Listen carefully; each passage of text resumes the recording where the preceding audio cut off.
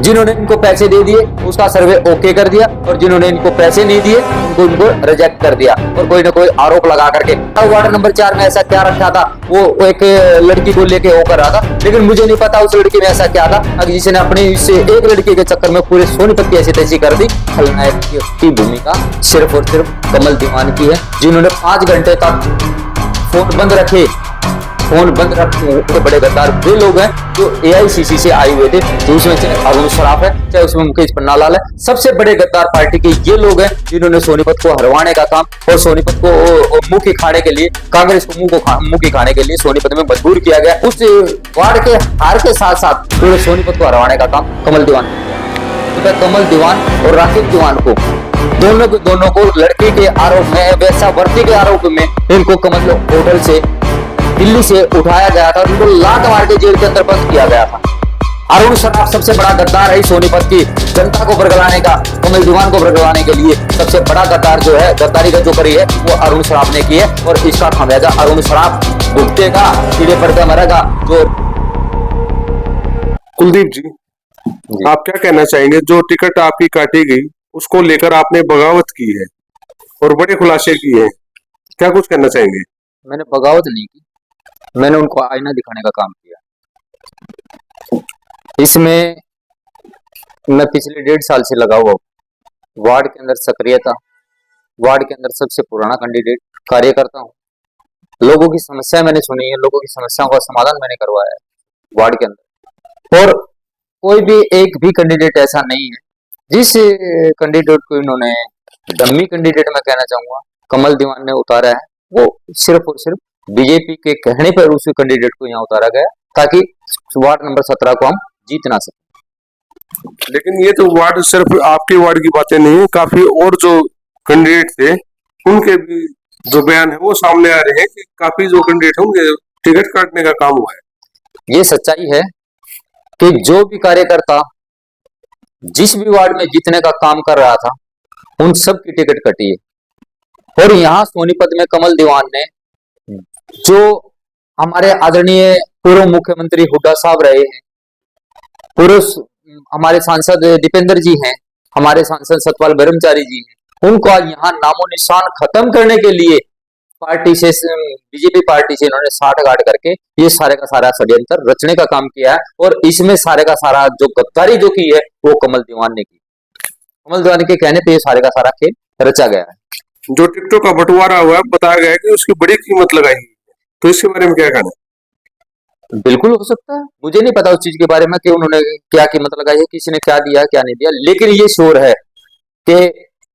जिस कैंडिडेट को ward number 17 में टिकट दी है वो कैंडिडेट किसी भी लिहाज से मेरे से ज्यादा मतलब कि टिकट का हकदार नहीं था। वो कैंडिडेट आज भी टिकट वितरण होने के बाद, नॉमिनेशन होने के बाद भी वो बंदा आज भी अपनी दुकान खोल करके बैठा। वो सिर्फ इसलिए बैठा है क्योंकि उसको भी लालच मिला हुआ है, और वो कमल दीवान के इशारों पे हम नहीं नाचे, इसलिए हमारा टिकट काटा गया है। तो इसमें एक बड़ी बात भी सामने आएगी, सोनीपत के जो पूर्व विधायक हैं उनके बीच में कहीं नहीं चली, और ना ही सांसद दीपेंद्र हुड्डा की जो बातें हैं वो मानी गई। मैंने बताया नरेंद्र जी आपको, आपके चैनल के माध्यम से मैं सबसे पहले तो आपके दर्शकों को नमस्कार करता हूं और राम राम करता हूं। जो आपने सांसद पूर्व विधायक के बारे में बातचीत की, ये सच्चाई है कि पूर्व विधायक और सांसद सतपाल ब्रह्मचारी जी, सांसद हमारे आदरणीय दीपेंद्र हुड्डा जी, हमारे पूर्व मुख्य शिल्पी लीडर हमारे पूर्व मुख्यमंत्री चौधरी भूपेंद्र सिंह हुड्डा जी, राव नरेंद्र जी, यहाँ तक कि बीके हरिप्रसाद जी ने भी अपनी तरफ से काफी कोशिशें की, लोगों को टिकट देने के सही मार्जिन, सही हिसाब से जो कैंडिडेट जीत रहे थे उनको टिकट देने की कोशिश की गई, लेकिन कमल दीवान के कहने पर, कमल दीवान ने जो यहाँ अपने पिट्ठू छोड़ रखे थे, मैं उनको, जो ये गद्दार है ना पार्टी के सबसे बड़े गद्दार वे लोग हैं जो एआईसीसी से आए हुए थे, जो उसमें चाहे अरुण सराफ है, चाहे उसमें मुकेश पन्नालाल है, सबसे बड़े गद्दार पार्टी के ये लोग हैं जिन्होंने सोनीपत को हरवाने का काम और सोनीपत को मुंह की खाने के लिए, कांग्रेस को मुंह की खाने के लिए सोनीपत में मजबूर किया गया। सिर्फ और सिर्फ ये लोग हैं, इनको जल्दी से जल्दी पार्टी से निकाला जाए, चाहे उसमें कमल दीवान हो, चाहे अरुण सराफ हो, चाहे इसमें मुकेश पन्नालाल हो, चाहे और भी साथी हों, जितने भी जिसने भी जो गद्दारी की है उसको उसका खामियाजा भुगतना पड़ेगा सोनीपत के अंदर। बिल्कुल ये सच्चाई है, इन्होंने परोस के दे दिया राजीव जैन से हम कम से कम भी ज्यादा नहीं तो 30 से 40 हजार वोटों से हम जीत रहे थे। लेकिन जो इसने सारे का सारा गेम जो 3 दिन पहले खेला है, जो गेम इसने चलाया है कि मैं षड्यंत्र, जिसको ये औरों को बोलता है खलनायक, खलनायक की भूमिका सिर्फ और सिर्फ कमल दीवान की है, जिन्होंने 5 घंटे तक फोन बंद रखे। फोन बंद होने के बावजूद भी हमारे शीर्ष नेता दीपेंद्र हुड्डा जी ने, हमारे आदरणीय जो अध्यक्ष साहब हैं माननीय श्री राम नरेंद्र सिंह, उन्होंने काफी कोशिशें की इसे वो करने की, संपर्क करने की, लेकिन उन्होंने अपना फोन बंद कर लिया। और फोन बंद करके ये सिर्फ एक वार्ड नंबर 4 में, मुझे नहीं पता वार्ड नंबर 4 में ऐसा क्या रखा था, वो एक लड़की को लेके वो कर रहा था, लेकिन मुझे नहीं पता उस लड़की में ऐसा क्या था जिसने अपने इस एक लड़के के चक्कर में पूरे सोनीपत की ऐसी तैसी कर दी, और उस वार्ड के हार के साथ साथ पूरे सोनीपत को हरवाने का काम कमल दीवान ने किया। जैसे आपकी एक वीडियो वायरल हुई थी, उस बात में कितनी सच्चाई है? आपने गड़े मुर्दे उखाड़े हैं कमल दीवान के। सच्चाई उसमें ये है कि कमल दीवान ने मेरे ऊपर आरोप लगाया है कि मेरे ऊपर मुकदमे हैं। अगर मेरे अंदर मुकदमे हैं तो है, मैं मना नहीं कर रहा उस चीज के लिए, मेरे ऊपर मुकदमे नहीं है मेरे ऊपर मुकदमे, लेकिन उसमें जज ये थोड़ी करेगा मुझे। अगर मुकदमे देख के, मुकदमे कमल दीवान के ऊपर भी है, देवराज दीवान के ऊपर भी थे मुकदमे। तो जब इसने 1996 में देवराज दीवान ने पहला इलेक्शन लड़ा, उस टाइम पे मैं यही सोनीपत में था,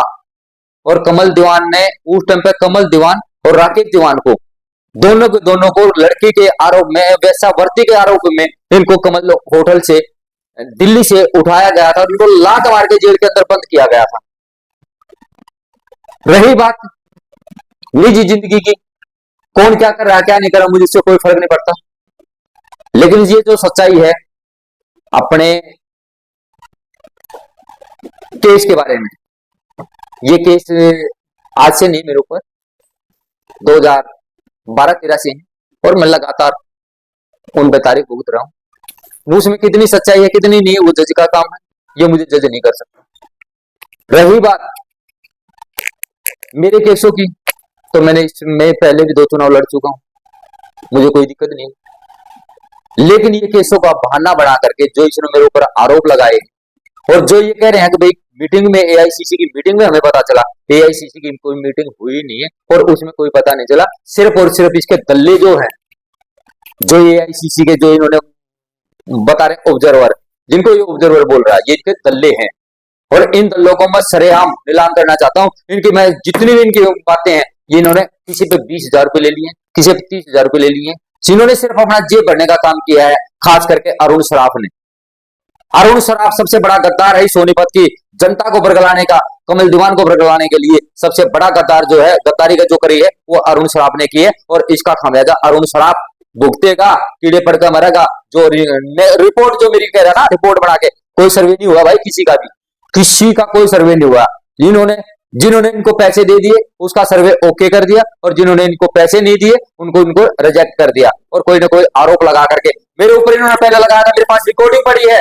कमल दीवान ने मुझे बोला है आके आप सद्भावना यात्रा में शामिल हुए इसलिए आपका टिकट काटा जा रहा है, जबकि मैंने सद्भावना यात्रा में मैं कभी नहीं गया,